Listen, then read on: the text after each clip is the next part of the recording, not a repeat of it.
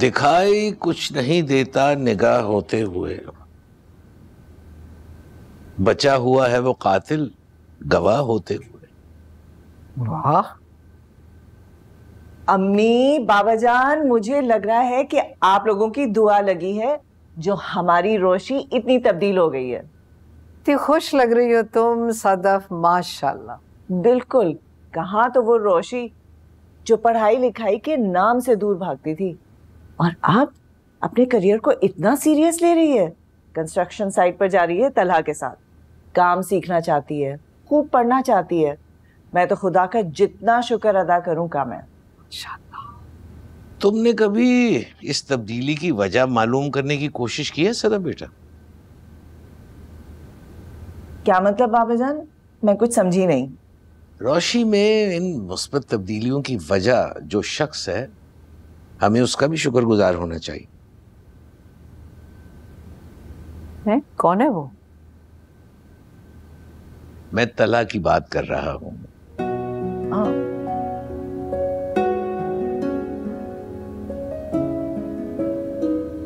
हमारी मेहनत से जी चुराने वाली और पढ़ने लिखने से कोसों दूर रोशी को पढ़ने लिखने का और करियर बनाने का शौक तला की वजह से हुआ है। जो मैं समझ रही हूँ आप वही कह रहे हैं? हाँ, मुझे लगता है रोशी तला को पसंद करती है।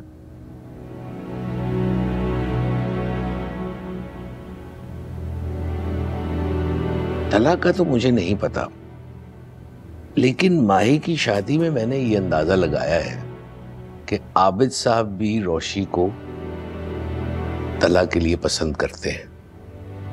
मगर ये रिश्ता कैसे हो सकता है बाबाजान? उसके साथ एक बच्चा है जिसकी पूरी जिम्मेदारी उस पर है। सही कह रही है सदफ, इतनी बड़ी जिम्मेवारी वो कैसे संभाल सकती है? रोशी तो खुद बच्ची है। आप दोनों पढ़ी लिखी हैं, कम से कम इस 21वीं सदी में आप इतनी दकियानूसी बातें न करें।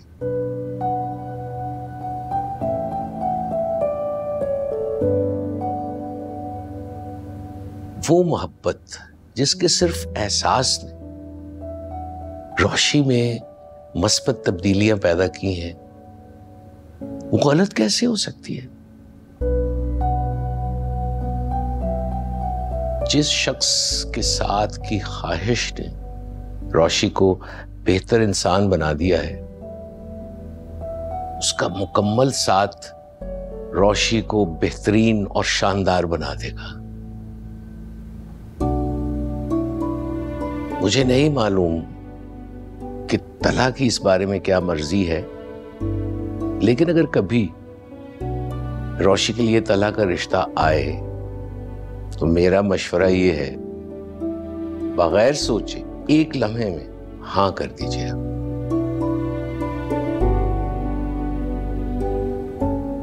तला रोशी के लिए बेहतरीन शख्स रहेगा।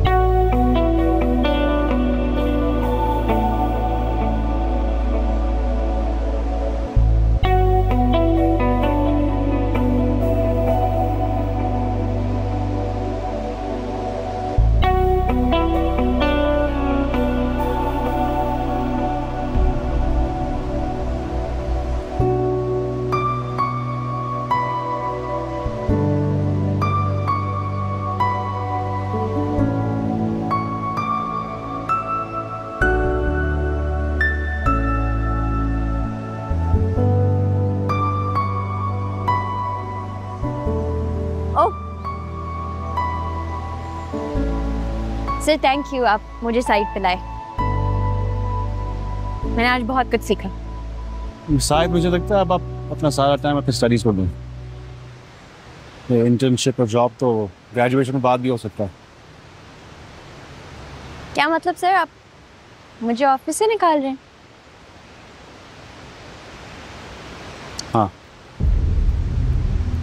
हमारे ऑफिस में आपकी जरूरत नहीं है।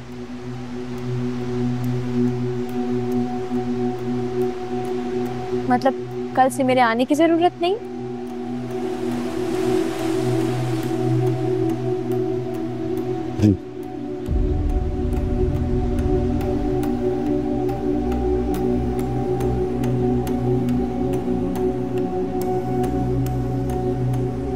और ये मेरे खिलाफ आपके दिमाग में बातें किसने डाली है? सबीका ने? आयत, मेरा ऑफिस एक थिएटर नहीं है जहां आपने कल तमाशा खड़ा किया था। सर मैंने नहीं तमाशा किया था, सबीका ने किया था। अगर उसने आपके कान में मेरे खिलाफ इतनी बातें डाली तो उसको अपनी बदतमीजी भी बतानी चाहिए।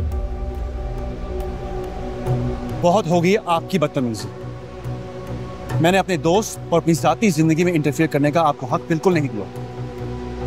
वो सेल्फिश लड़की आपको अपनी दोस्त लगती है जो ना मोहित को पसंद है और ना अंकल को। पहली और आखिरी वार्निंग दे रहा हूं, stay out of my personal life.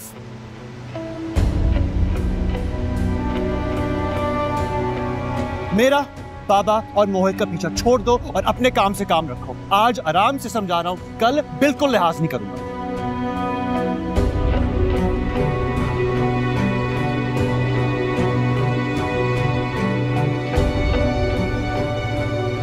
आप एक इंतहाई सफाक और संग दिल आदमी हैं।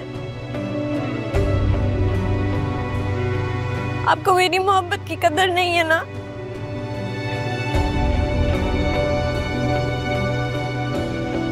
मैंने अपने आप को आपकी खातिर सर से पांव तक बदला है। अपने अंदर हर वो चीज चेंज की है जो आपको नहीं पसंद थी, लेकिन आपको उसकी कोई परवाह नहीं। आपको मेरी कोई खूबी नजर नहीं आती। और वो सेल्फिश लड़की सबीका जिसने आपको हर्ट किया, मोहित और अंकल का दिल दुखाया, उसकी आज भी आपको इतनी फिक्र है। क्या फजूल बातें कर रही हो?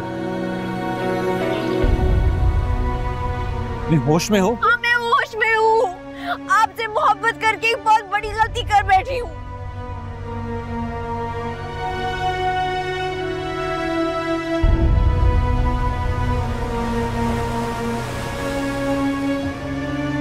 आप इस काबिल ही नहीं है कि आपको चाहा जाए। अपनी उम्र देखो और सोचो कि क्या कह रही हो।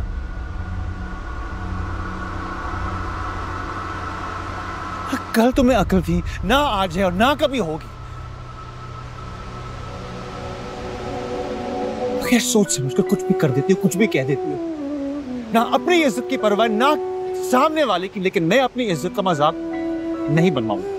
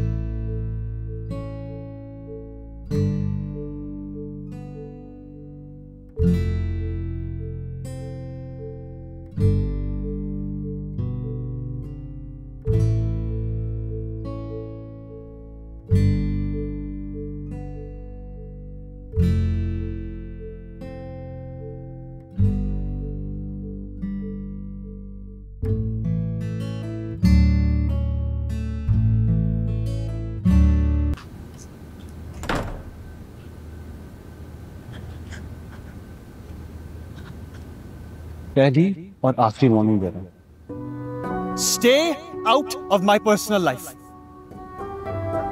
कल तुम्हें अक्ल थी, ना आज है और ना कभी होगी।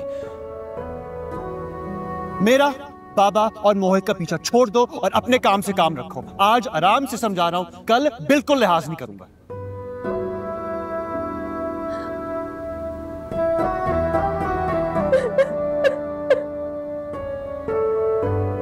आप एक इंतहाई सफाक और संग दिल आदमी हैं। आपको मेरी मोहब्बत की कदर नहीं है ना? मैंने अपने आप को आपकी खातिर सर से पांव तक बदला है। अपने अंदर हर वो चीज चेंज की है जो आपको नहीं पसंद थी, लेकिन आपको उसकी कोई परवाह नहीं। आपको मेरी कोई खूबी नजर नहीं आती। आपसे मोहब्बत करके एक बहुत बड़ी गलती कर बैठी हूँ। आप इस काबिल ही नहीं है कि आपको चाहा जाए। मोहब्बतों की कदर करना जानता हूं, इसीलिए तुम्हें खुद से दूर कर दिया ताकि तुम्हें वो मोहब्बत मिल सके जो तुम डिजर्व करती हो। मुझ जैसे हारे हुए इंसान से तुम्हें क्या मिलेगा?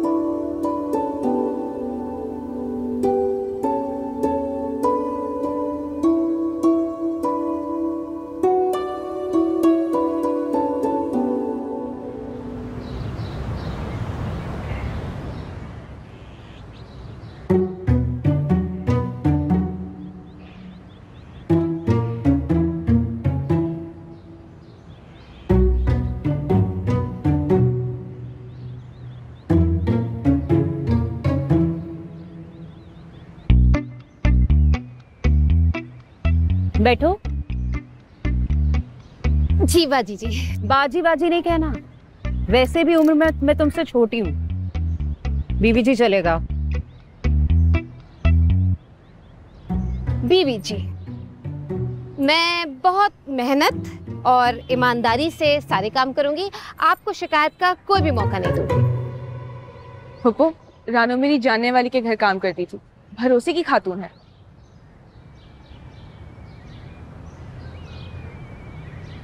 अपनी बहू के कहने पे मैं तुम्हें काम पे रख रही हूँ। अगर तो काम में डंडी मारी या हाथ की सफाई दिखाई तो मैं माफ नहीं करूंगी। बीबी जी, मैं अपने छोटे छोटे बच्चों की कसम खाकर कहती हूँ कि आपका एक भी पैसा कभी इधर से उधर नहीं होगा। रानू जान दे सकती है लेकिन हरामखोरी कभी भी नहीं करेगी। काम बता दिया इसको? जी जी, उन्होंने मुझे सारा काम बता दिया है। मैं रोज सुबह 8 बजे आपके पास आ जाया करूंगी और रात 8 बजे तक जो आप मुझे काम कहेंगी सब कर दो। छुट्टी की तो पैसे काटूं। छुट्टी करके मुझे कहाँ जाना है? वैसे भी मेरे घर में मेरी बूढ़ी माँ, भाई और भाभी के अलावा मेरा है ही कौन?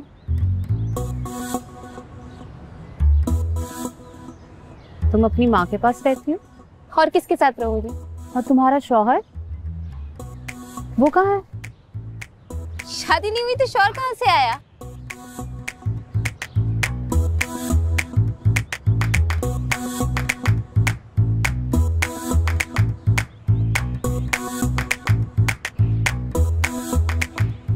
तो बच्चे रुको, रानू अपने भाई के बच्चों को अपने बच्चे कहती है। भाई के बच्चों को? कल 8 बजे आती हूँ आपके पास बीबी जी। चलो मैं छोड़ के आती हूँ, चलो।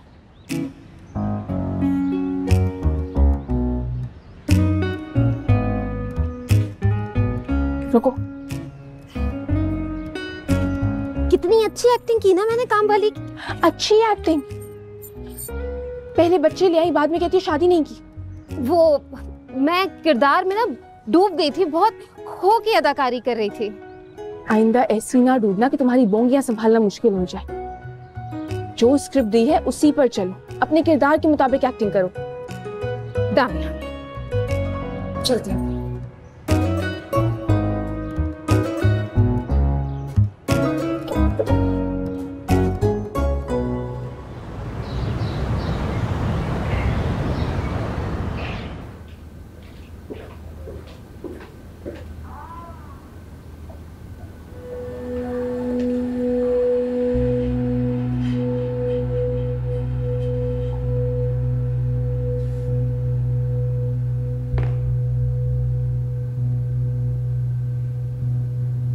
तुम्हारी काबिल इंटर्न आज की इतनी इंपॉर्टेंट मीटिंग में नजर नहीं आई।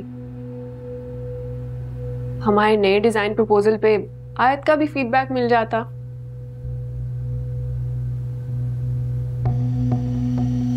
मैं इतनी इंपॉर्टेंट तो नहीं हूं कि मेरी कंप्लेन करने पे तुमने उसे कुछ कहा होगा।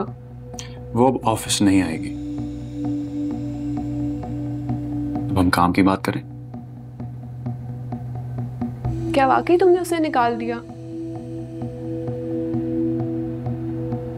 चलो, दोस्ती का कुछ तो भरम रखा।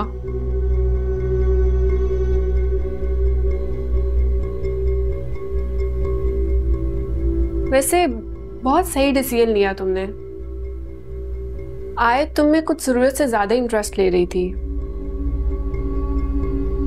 अब 4 दिन में मुझे ये बात नजर आ गई तो बाकी लोगों को भी आई होगी। कितना बड़ा इशू बन जाता अगर लोगों को पता चलता कि तुम अपने से आधी उम्र की लड़की के साथ इन्वॉल्व हो। उस कम उम्र लड़की का क्या बिगड़ता? नाम, इज्जत, रेपुटेशन तो तुम्हारी खराब होती। आफ्टर ऑल आबिद अंकल के दोस्त की बेटी, कम उम्र, लोग क्या बातें करते। ये देखो। Sure.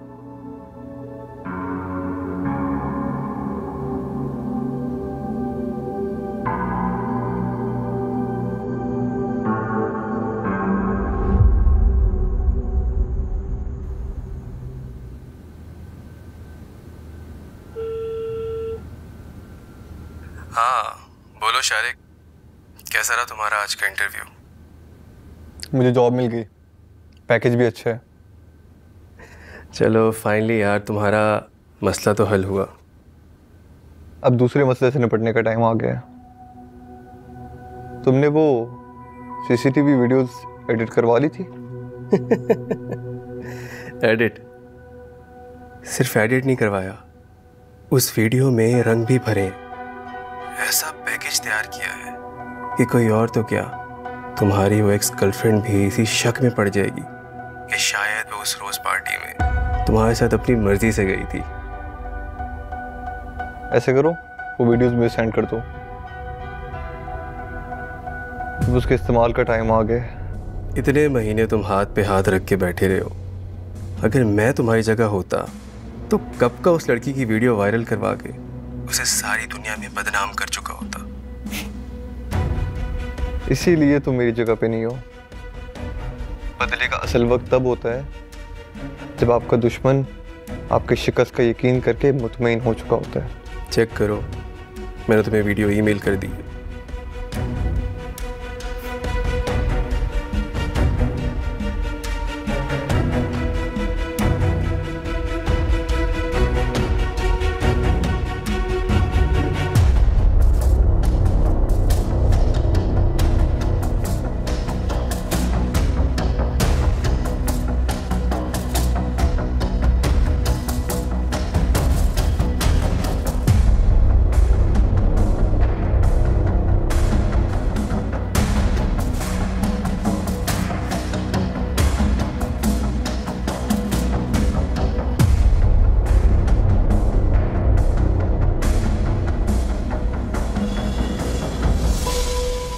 Now, when the boys and girls went back to the toy store, they saw all the toys there. Tommy plays the trombone. Donna loves to dance. Richard is the richest with a penny in his pants.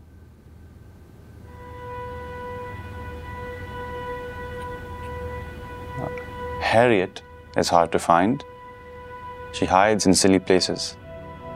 Yipper loves to sit around just making foolish faces. Pa, Pika, Auntie, Rose, my friend. Pa, Mary, Rose. मोहित, बच्चे ऐसी बातें नहीं करते। ये उल्टी सीधी बातें कहां से सीख रहे हो? आइंदा मैं तुमसे ऐसी बात कभी ना सुनूं, ओके?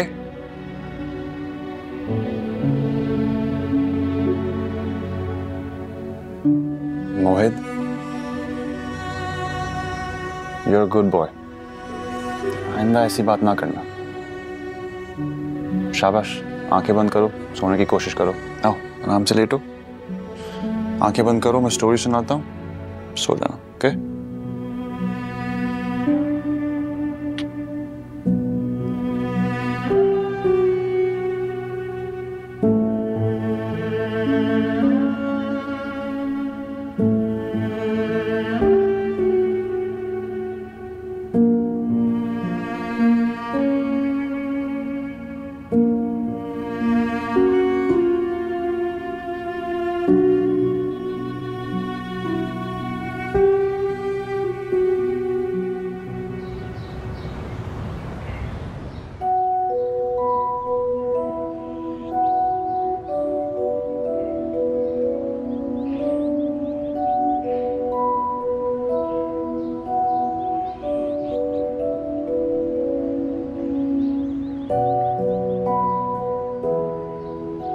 लो, तुम यहाँ बैठी हो, मैं तुम्हें तुम्हारे डिपार्टमेंट में सब जगह ढूंढ आई।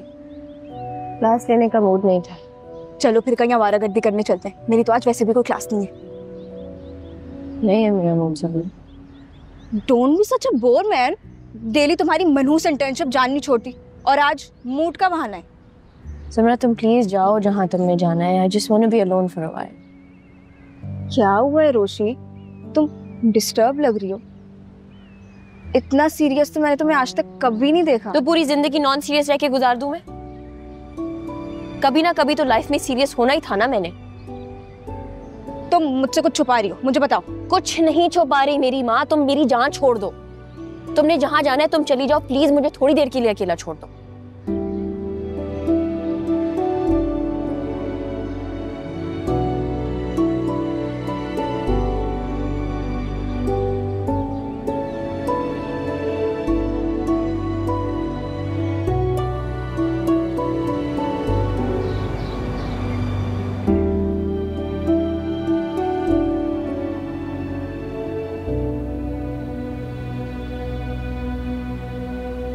आंटी माने ना माने, वलीमा बड़ा ही फीका था। आपने हॉल कितना मामूली सा बुक करवाया था, और आपकी तरफ से तो ज्यादा मेहमान भी नहीं आए। घर से भागी हुई लड़कियों के ना ऐसे ही वलीमे होते हैं। क्या कह रही हैं आप? देखो बीबी, किसी गलतफहमी में ना रहना। मैं तो अपने रोहेल की दूसरी शादी करा के रहूंगी। अब मेरे बेटे का वारिस गुंडे बदमाशों की बहन पैदा करेगी क्या? आपका रोहेल कौन सी मुगलिया सल्तनत का बादशाह है? क्या है आपके रोहेल की विरासत में जो आपको उसके लिए एक वारिस चाहिए?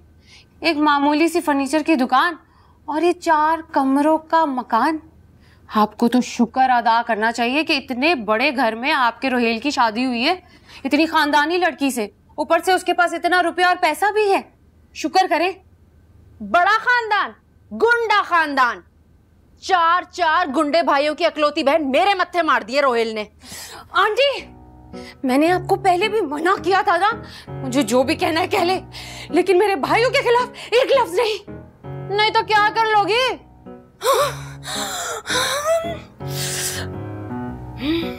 आंटी, ये सही नहीं किया आपने। ये क्या है? बुरी है, लग जाए ना खून निकल आता है। रजिया पकड़ो इसे, पागल हो गई है ये।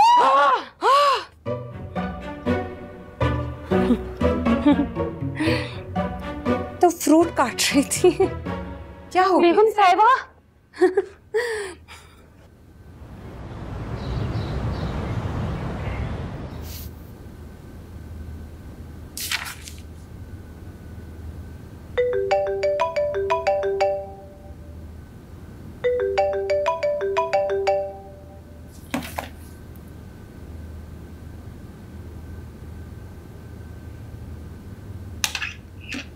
अस्सलाम वालेकुम अंकल।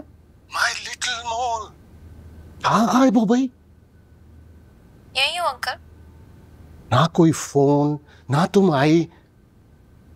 बस थोड़ा सा बिजी थी, एग्जाम्स होने वाले हैं ना मेरे।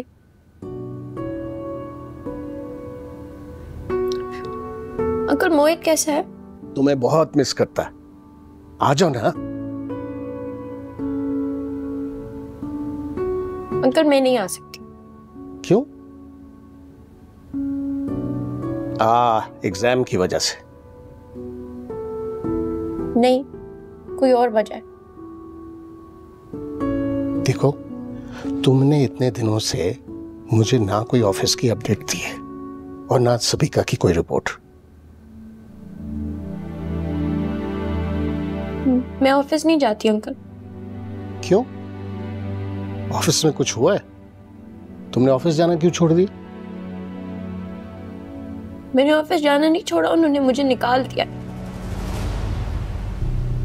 ये क्या कह रही हो बेटा?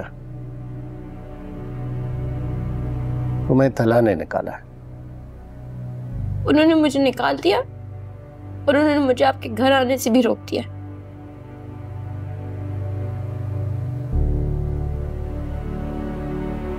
ये घर सिर्फ तला का नहीं है, मेरा और मोहित का भी है। और तुम हम दोनों से मिलने के लिए डंके की चोट पर यहाँ आ सकती हो। तला को तो मैं अलग देख लूंगा इस फजूल हरकत पर। चलो तुम फौरन से यहाँ पहुंचो। आई एम सॉरी अंकल, मैं नहीं आ सकती। इतनी इंसल्ट के बाद तो मुझे उस सड़क पर से भी नहीं गुजरना चाहिए जिस सड़क पर आप लोगों का घर है।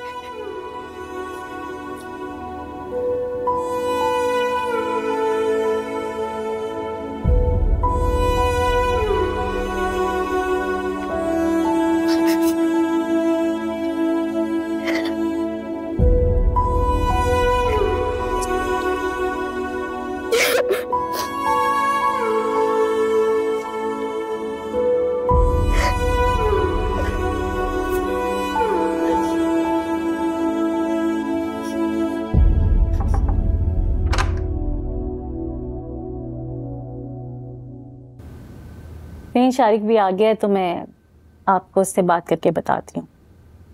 अपना ख्याल रखिएगा। डैडी की कॉल थी? हाँ, कोयत बुला रहे हैं मुझे।